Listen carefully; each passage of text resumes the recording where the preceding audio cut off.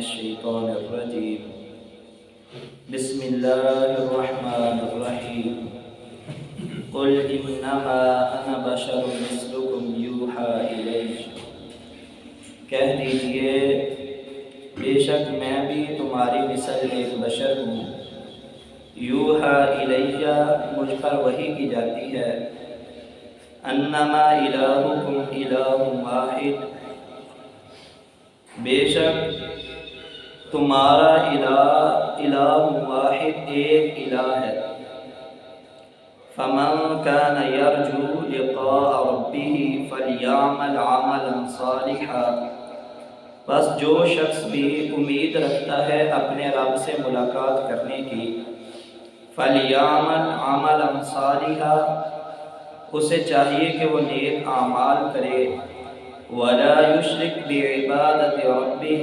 أَحَدًا اور نہ شرک کرے اپنے رب کے ساتھ کسی ایک کو شریک نہ ٹھہرائے۔ میرے بھائیوں، نبی کریم صلی اللہ علیہ وسلم کفار مکہ سے یہ ارشاد فرما رہے ہیں کہ میں بھی تمہاری طرح بشر ہی ہوں، مجھ پر وحی کی گئی ہے، تو میں نے آپ کو حضرت ذوالقرنین کا واقعہ بتایا، مجھ پر وحی کی گئی ہے، میں نے آپ کو اصحاب الکہف کا واقعہ بتایا، مجھ پر وحی کی گئی ہے تو میں نے وہ بنی اسرائیل کے 2 آدمیوں کا واقعہ آپ کو بتایا۔ یہ وحی مجھ پر کی گئی ہے کہ میں نے روح کے متعلق آپ کو بتایا۔ تو یہ ساری جو پیچھے باتیں ہوئی ہیں تو نبی علیہ السلام کی زبانی اللہ رب العالمین یہ کہلوا رہے کہ انہیں بتا دیجئے میں بھی ایک بشر ہی ہوں، اور میری فوقیت، میری برتری، میری عظمت، میری رفعت یہ ہے کہ میں اپنے رب کا نمائندہ ہوں، میرا رب مجھ پر وحی فرماتا ہے۔ اور یہ بہت بڑی فضیلت ہے کہ ایک انسان کی ڈائریکٹ رہنمائی رحمان فرمائے، تو اس سے بڑی اور کیا فضیلت ہو سکتی ہے۔ یہ بڑا مسئلہ ہے، اکثر ہمارے معاشرے کے اندر لوگ کہتے ہیں کہ نہیں جی نبی نور من نور اللہ تھے، یعنی کہ اللہ کے نور میں سے نور۔ تو یہ عقیدہ تو ہمارے سامنے ان لوگوں نے بھی پیش کیا کہ جو عیسائی ہیں، انہوں نے کہا مسیح ابن اللہ، اللہ نے قرآن میں فرمایا ہے، اور یہودی ہیں، انہوں نے کہا عزیر ابن اللہ، یعنی اللہ کا جز انہوں نے انبیاء کو بنایا۔ تو اس امت میں سے بھی ایک گروہ ایسا آیا، انہوں نے کہا نور من نور اللہ، کہ اللہ کے نور میں سے نور۔ تو اللہ رب العالمین کی شراکت ہو گئی جب کہ اسی بات کا کہ اللہ نے منع فرمایا وَلَا يُشْرِكْ بِعِبَادَةِ رَبِّهِ أَحَدًا ایسے بن کر زندگی گزارنی ہے، اللہ کی عبادت کرنی ہے کہ اللہ کا کوئی شریک نہ ٹھہرے۔ نبی علیہ السلام کو صرف نور ہی مان لیا جائے تو یہ بھی بات نہیں بنتی۔ نبی علیہ السلام کے گھر والے جو ہیں، باپ ہے وہ بشر مانتے ہوئے، دادا کو بشر مانتے ہیں، بیویوں کو بشر مانتے ہیں، اولاد کو بشر مانتے ہیں۔ جس کے اصل بھی بشر ہو، جس کی فرع بھی بشر ہو، وہ درمیان میں اکیلا نور کیسے؟ یہ مسئلہ اتنا سنگین نہیں ہے، بس تھوڑا سا سمجھنے والا ہے۔ اس طرح سمجھ لے کہ جسمانی لحاظ سے نبی علیہ السلام بشر ہیں، لیکن جو میرے نبی علیہ السلام کی تعلیم ہے وہ ساری کی ساری نور ہے۔ یہ نبی علیہ السلام پر سب سے عظیم کتاب نازل ہوئی تو یہ نور ہے، ایک ایک لفظ اس کا نور ہے۔ نبی علیہ السلام کے فرامین ہمارے پاس موجود ہیں، قرآن کی حدیث کی صورت میں، صحیح بخاری، مسلم، ترمذی، ابو داؤد، ابن ماجہ، مستدرک حاکم، مسند احمد، موطا امام مالک، موطا امام شافعی، اور یہ جتنی بھی احادیث کی کتاب ہیں، ہر صحیح احادیث نبی علیہ السلام کی زبان سے نکلنے والا نور ہے۔ یہاں تک کہ میرے نبی کا ایک عمل، میرے آقا علیہ السلام کا چلنا، بیٹھنا، لیٹنا، سونا، میرے آقا علیہ السلام کا کھانا، بات کرنا، میرے نبی علیہ السلام کا نماز پڑھنا، قرآن پڑھنا، زکوٰۃ دینا، حج عمرہ کرنا، آقا علیہ الصلوۃ والسلام کا لوگوں کو آداب سکھلانا، یہاں تک کہ استنجے کا طریقہ بتلانا بھی، یہ بھی نور ہے۔ اور نبی علیہ السلام ذاتی لحاظ سے کیا ہے؟ بشر ہے۔ تو یہی اللہ کا قرآن فرما رہا، قل انما انا بشر مثلکم، کہ اے نبی بتا دیجئے، فرما دیجئے میں تمہاری طرح کا ہی بشر ہوں۔ آئیے ذرا حدیث سے جائزہ لیتے ہیں، قرآن کی اس آیت کی تفسیر میں جو حدیث آئی ہے۔ نبی علیہ الصلوۃ والسلام نے نماز پڑھائی، نماز پڑھا کر پھرے نہ جب، تو ایک صحابی نے کہا اللہ کے رسول صلی اللہ علیہ وسلم نماز کم ہوگی ہے یا آپ بھول گئے ہیں؟ سبحان اللہ، صحابہ کے ادب کا اندازہ لگائے، فرمایا نماز کم ہوگی ہے یا آپ بھول گئے ہیں؟ نبی علیہ السلام نے فرمایا صحابی نے نماز کم ہوئی ہے نہ میں بھولا ہوں۔ تو حضرت ابو بکر و عمر کی طرف دیکھا کہ یہ سچ کہہ رہا ہے؟ جی اللہ کے رسول صلی اللہ علیہ وسلم آپ نے نماز کم پڑھائی ہے۔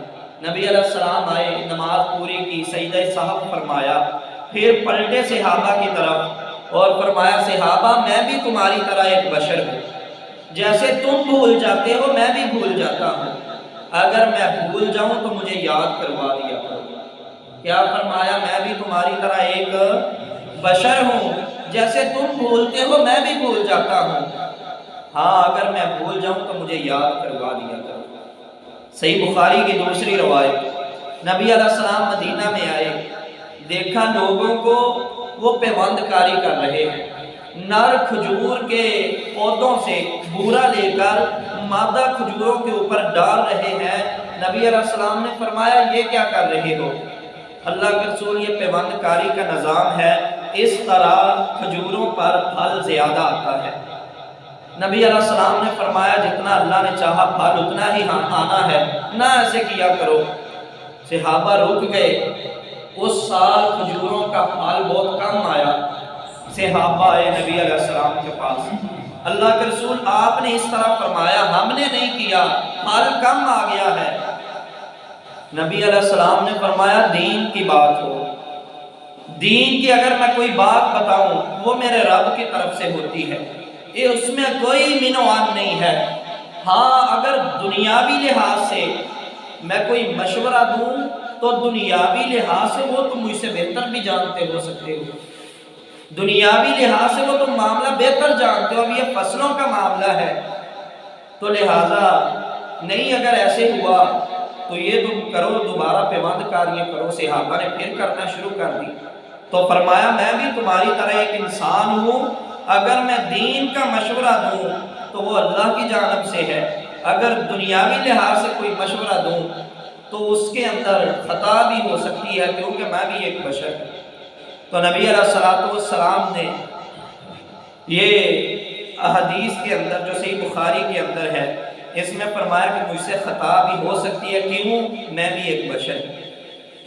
اسی طرح تیسری حدیث یہ بھی صحیح بخاری کے اندر ہی ہے کہ نبی علیہ الصلوۃ والسلام نے فرمایا دو آدمی آئے میرے پاس فیصلہ کروانے کے لیے، اگر ایک بندہ چرب زبانی کے ساتھ اپنے حق میں فیصلہ کروا لے، یعنی وہ اس طرح دلائل دے، زبان کا تیز ہو بندہ، میں اس کے حق میں فیصلہ کر دوں، وہ یہ نہ سمجھے کہ محمد صلی اللہ علیہ وسلم نے میرے حق میں فیصلہ کر دیا تو ٹھیک ہے، نہیں، فرمایا بلکہ میں تو ایک انسان ہوں، میں تو ایک بشر ہوں، اس کی چرب زبانی دیکھ کر دلائل دیکھ کر فیصلہ کر دوں گا، تو اگر میں دوسرے بھائی کا اسے حصہ دے رہا ہوں اس کی زبان کی وجہ سے، تو لوگوں میں اسے جہنم کا ٹکڑا دے رہا ہوں، آگ کا ایک ٹکڑا دے رہا ہوں، لہذا کوئی نہ لے ایسے۔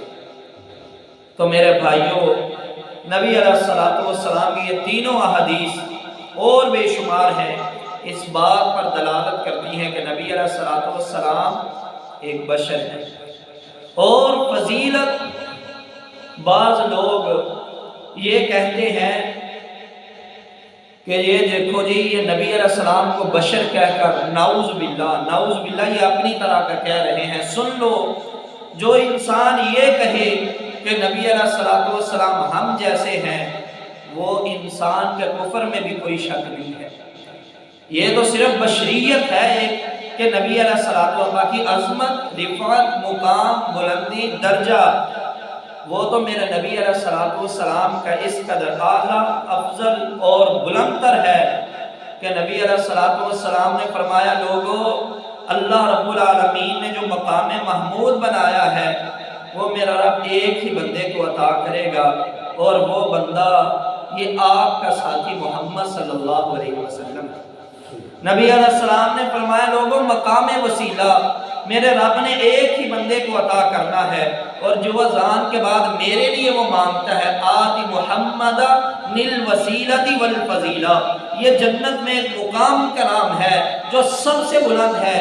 فرمایا، مجھے امید ہے اپنے رب سے یہ مقام وسیلہ بھی اللہ نے مجھے ہی عطا کرنا ہے، اور جو میرے لیے اسے مانگتا ہے قیامت کا دن ہوگا محمد اس کی شفاعت فرمائیں گے صلی اللہ علیہ وسلم۔ درجہ اتنا ہے، بلندی اتنی ہے، مقام اتنا ہے کہ مقام محمود بھی میرے نبی کو عطا کرے میرا رب، مقام وسیلہ بھی میرے نبی کو عطا کرے، اور ساری امتوں کی شفاعت کے لیے سارے لوگ اپنے نبیوں کے پاس جائیں، وہ کہیں نہیں اللہ کے نبی کے پاس جاؤ، میرے نبی کے پاس آئیں تو شفاعت بھی کرے تو کون؟ میرے نبی صلی اللہ علیہ وسلم۔ تو مقام، بلندی، فضیلت اس قدر ہے کہ ایسے میں کہتا ہوں کہ کوئی بھی مسلمان نہیں ہے جس کے دل میں ایک ادنا سا بھی درجہ ہے ایمان کا، وہ یہ کہے کہ محمد ہم جیسے ہیں صلی اللہ علیہ وسلم۔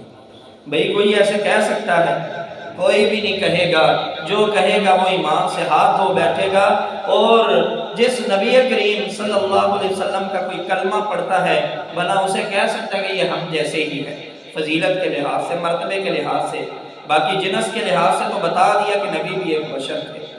تو میرے بھائیوں، اس آیت میں دو باتوں کا ہمیں حکم دیا گیا ہے۔ نمبر ایک، انما الہکم الہ واحد فمن کان یرجو لقاء ربہ فلیعمل عملا صالحا ولا یشرک بعبادۃ ربہ احدا۔ نمبر ایک، نبی پر وحی ہوتی ہے، ہر کام کرنا ہے تو نبی کی پیروی کر کے، اگر کوئی کام بھی ہم کریں نبی علیہ السلام کے طریقے پر نہیں ہے تو وہ قبول نہیں ہوگا۔ کوئی کام بھی کریں گے تو نبی علیہ السلام کا طریقہ دیکھیں گے کہ آقا علیہ السلام نے کیسے کیا، نماز پڑھیں گے کیسے پڑھی ہے، قرآن پڑھنا ہے نبی علیہ السلام نے کیسے پڑھا، طریقہ کیا ہے۔